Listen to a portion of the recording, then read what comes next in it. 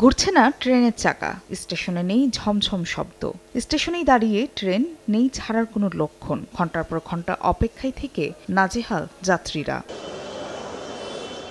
সোমবার মধ্যরাত থেকে পূর্বঘোষিত কর্মসূচির অংশ হিসেবে ট্রেন চলাচল বন্ধ রাখেন রানিং স্টাফরা। এতে সকাল থেকে যাত্রা বাতিল হয় ঢাকাগামী চট্টলা সুবর্ণ, কক্সবাজার স্পেশাল, সিলেটগামী পাহাড়িকা এক্সপ্রেস সহ সব রুটের ট্রেন। এতে স্টেশনে গিয়ে চরম ভোগান্তিতে পড়েন যাত্রীরা। পরে ক্ষোভ জানিয়ে স্টেশন ত্যাগ করেন অধিকাংশই। সারা রাত আমরা উজাগরি করে এই প্ল্যাটফর্মে বসে রয়েছি।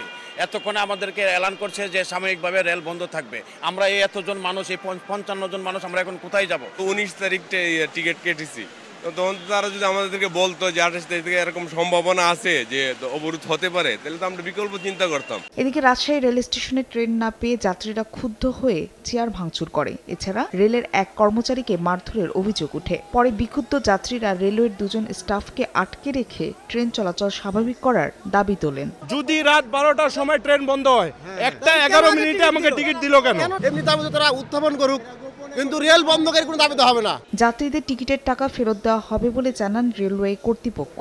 কাউন্টারের টিকিট কাউন্টারে রিফান্ড হয়েছে, অনলাইনের টিকিট অনলাইনে রিফান্ড হবে।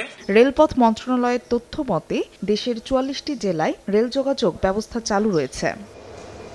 ফাহরিয়া ফারজানা, সময় সংবাদ।